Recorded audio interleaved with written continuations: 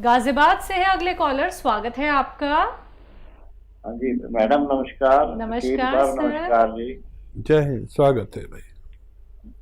हाँ जी हकीम साहब, मेरे दो सवाल हैं। हम्म।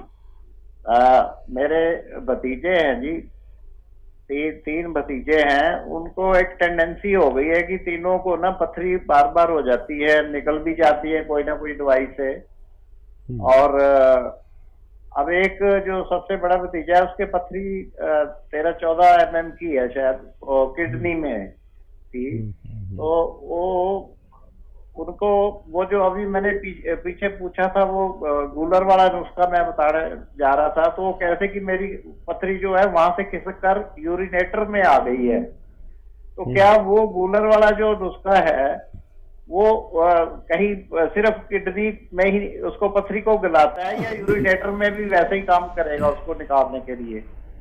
और दूसरा, ये सुनने में आता है कि क्या नाम, टमाटर और पालक जो है ये पथरी बनाती है। इस बात से थोड़ा सा बताएंगे कि वाकई ठीक है या क्या है? एक तो मेरा ये सवाल है जी उनके प्रति। हम्म, और दूसरा, मेरी 72 एज है।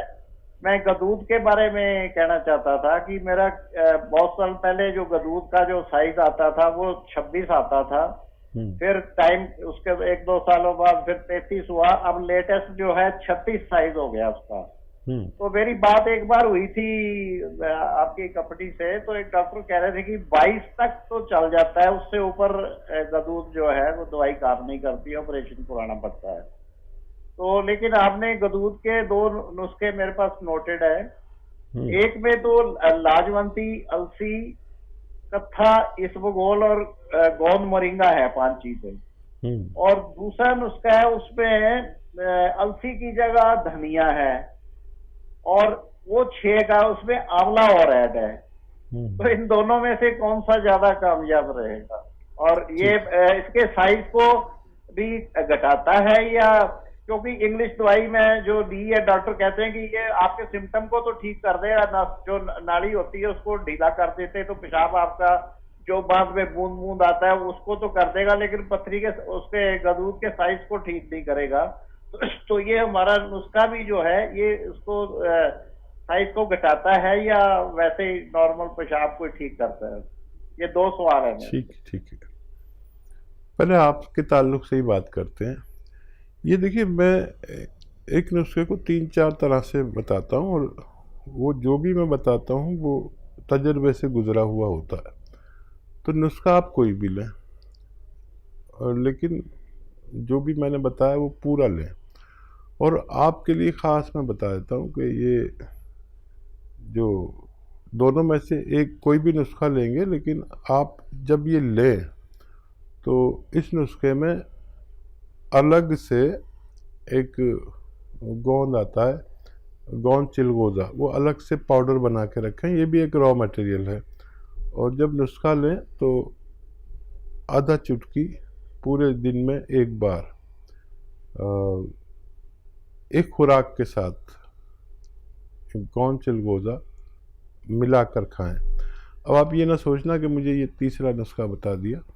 जो कैफियत आपने बताई है ना, उसके हिसाब से मैं बताता हूँ।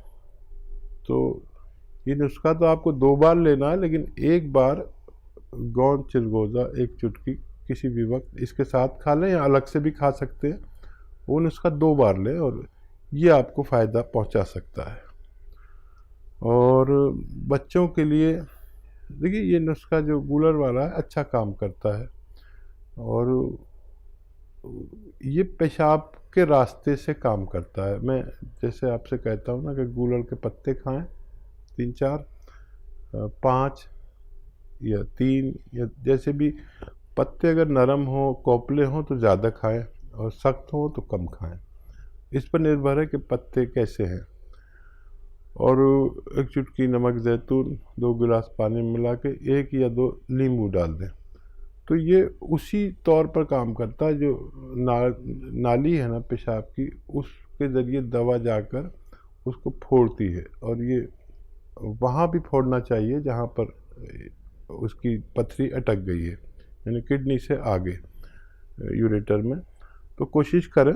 और याद रखें कि जिसको भी पथरी बनती है, क्योंकि आपके 3 भतीजों का मामला है, वो बार बार बनती है, जब ये निकल जाए तो भी ये नुस्खा 1 महीने में 2-3 बार ले लिया करें और काफ़ी दिन तक ऐसा करें, तो फिर ये पथरी बनने का सिस्टम ख़त्म होगा और फिर बच्चे सेहतमंद रह सकते हैं। जी, टमाटर और पालक से क्या पथरी बनती है? हाँ, ये बिल्कुल बेकार की बात है। देखिए, टमाटर और इसमें कैल्शियम, आयरन ये सब होता है, लेकिन कौन सी चीज़ ऐसी है जिसमें कैल्शियम नहीं और आयरन नहीं है? दूध में भी होता है, दालों में प्रोटीन होता है, आयरन होता है, गाजर में आयरन होता है। तो लोग कहते हैं, लेकिन इसका कोई सबूत नहीं है। लेकिन ये ओरिजिनल चीज़ें भी नहीं खाएंगे तो आदमी खाएगा क्या?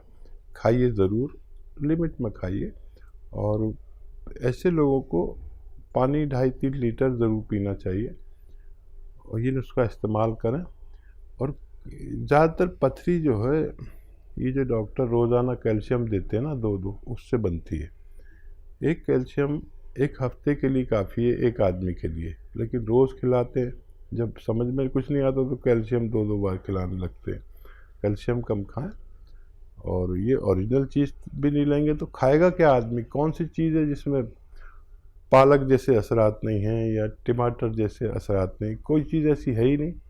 खाया करें और भगवान से मदद मांगे, फ़ायदा मुमकिन है। जी, लखनऊ से हैं सकीना, स्वागत है आपका। जी, अस्सलाम वालेकुम। वालेकुम वालेकुम अस्सलाम। सलाम। जी अच्छा, हम आपका एक नुस्खा ले रहे हैं, उससे हमें बहुत आराम है, पर हम आपसे पूछना चाह रहे थे हम ले सकते हैं या नहीं, वो आप बताते हैं। सपिस्तान, उन्नाव, अलसी, पीपला, खांसी जकड़े के लिए। जी, मेरी सास आज फूलती थी और खांसी बहुत आ रही थी, बुखार, मेरे फेफड़े में इन्फेक्शन था, तो उसका हम पहले कोर्स कर चुके हैं। मेरा छोटा बच्चा है, तो हम ले सकते हैं? कितना बड़ा बच्चा है? मेरा बच्चा है भी 5 महीने का है। ठीक है, ज़रूर ले सकते हैं, ज़रूर ले सकते हैं, और इससे आपके बच्चे को भी बहुत फ़ायदा पहुंचेगा। आपको फ़ायदा किया, आप इसे रोज़ाना भी ले सकते हैं। बच्चे की तंदुरुस्ती के लिए भी नुस्खा बहुत अच्छा है। और जो सवाल है करिए। और वो बुखार मेरे आता है, तो हमने जहाँ से जड़ी बूटी ली थी उनसे कहा था बुखार की भी डाल दिए, तो उन्होंने खुद डाला था। आप बता दिए अगर बुखार की कोई अच्छी दवा हो। बुखार की दवा आप एलोपैथिक लिया करें, इंग्लिश दवा लिया करें, सबसे अच्छी दवा है। और ये जो नुस्खा है ना बच्चा, ये क़ुव्वत मुदाफ़ियत के लिए, इम्यूनिटी के लिए, यानी बुखार से लड़ने वाले जो कीटाणु होते हैं ये उनको मजबूत कर देता है। तो फिर जब आप एक लंबे अरसे तक लेंगे तो अंदर से मजबूत हो जाएगा। लेकिन बुखार के लिए आप एलोपैथिक दवा लिया करें, जब आया करें डॉक्टरों से भी दवा लिया करें, सिर्फ किसी एक दवा पर डिपेंड ना करें। ये लंबे अरसे में आपको फ़ायदा करता है, और बुखार की कोई भी दवा 1 घंटे में आपका बुखार उतार देती है। कभी बहुत ज़्यादा परेशानी हो तो इन्फेक्शन की दवाएं भी लेनी पड़ती हैं 6-7 दिन, वो भी लिया करिए। और कोई सवाल है तो बताइए। बताते इन्फेक्शन में एक बताइए। आप रिसौड़ा बताते हैं, रिसौड़े के पत्ते लेने होते हैं कि उसका वो बीज? लिसोड़ा एक फल है, जो फल आता है उसी को लेते हैं, सूखा हुआ आता है, वो बीज ही उसके काम आते हैं, पत्ते नहीं। तो पत्ते ना लें, लिसोड़ा लें, और उन्नाब लें, अलसी लें, और वही आपको तो पूरा नुस्खा मालूम है, वो इस्तेमाल करें। लेकिन 5-6 महीने करना होता है। और कोई सवाल है? आज हम आपकी कॉल नहीं काट रहे, देखिए, हालांकि हम इसके कसूरवार नहीं हैं। बस आपका शुक्रिया हम करना चाहते थे, हमें बहुत आराम मिला। सिर्फ 3-4 दिनों में इतना आराम मिल गया जितना दवाओं से सिर्फ वक्ती आराम मिलना था। इस नुस्खे से इतना आराम मिला है कि अब सांस बिल्कुल नहीं फूलती और खांसी भी बिल्कुल बंद हो गई। माशाल्लाह, बहुत मुबारक। और बहुत बहुत शुक्रिया फीडबैक कॉल के ज़रिए बताने के लिए कि आपको कितना फ़ायदा मिला है उन नुस्खों के ज़रिए जो आपने जाने थे हकीम साहब से। दर्शकों देखिए, फ़ायदा तो ज़रूर होता है, ये बात अक्सर मैं हर एक कार्यक्रम में यहाँ पे कहती हूँ, क्योंकि आपकी तकलीफ़ जितनी बड़ी होती है और जब हम आपकी तकलीफ़ सुनते हैं तो यकीन मानिए हम लोग भी उस तकलीफ़ से गुज़र रहे होते हैं। हम यही चाहते हैं कि जितने भी कॉलर्स हमारे साथ जुड़ते हैं वो अब सेहतमंद हो जाएं, वो अब फिट हो जाएं, क्योंकि देखिए ऐसा उपचार आपको कहीं नहीं मिलेगा जो आपको घर बैठे बैठे ठीक कर सकता है। सिर्फ आप लोगों को एक कॉल ही तो लगानी है इन नंबर्स पे जो आपके सामने लगातार दिखाए जा रहे हैं, और किसी भी रोग को लेके आप लोग नुस्खे जान सकते हैं, क्योंकि आपके घर में ही मौजूद है दवाखाना, यानी कि आपका किचन, जहाँ पे मौजूद हैं वो मसाले जिनका उपयोग आपको कैसे करना है वो आप जान सकते हैं हकीम साहब से। तो अगर आप लोग हमसे जुड़ना चाहते हैं, हकीम साहब से लाइव बात करना चाहते हैं, तो इन नंबर्स पे कॉल कर सकते हैं जो आपके सामने आपकी टीवी स्क्रीन पे हैं। हकीम साहब, जैसे कि इन्होंने अभी ये सवाल किया कि मेरा छोटा बच्चा है और मैं क्या ये नुस्खा अपना सकती हूँ, तो ऐसी बहुत सारी महिलाएं हैं जिनके छोटे छोटे बच्चे होते हैं, फीडिंग कराती हैं वो, तो अगर उन्हें कोई बीमारी होती है, कोई परेशानी होती है, अगर वो आपके नुस्खे अपनाती हैं, जैसा कि जो गोंद होते हैं बड़े तेज़ होते हैं, तो ऐसे में कोई प्रॉब्लम तो नहीं होती है? हाँ, मशवरा ले लेना बेहतर है। बिल्कुल। जिसका इलाज चल रहा है उससे मशवरा लेना बेहतर है। और कुछ दवाएं ऐसी हैं कि जब फीड करा रहे हों या वो गर्भवती हों तो डॉक्टर के मशवरे से लेना चाहिए। लेकिन ये एक ऐसा क़ुव्वत मुदाफ़ियत का नुस्खा है, इम्यूनिटी का, जो बच्चे के को जो दूध पिलाते हैं उसके ज़रिए बच्चे में भी शक्ति भर देता है। तो मेरा मशवरा ये है कि ये ले सकते हैं, बच्चे की फीडिंग के वक्त में कोई भी ले सकता है। जी।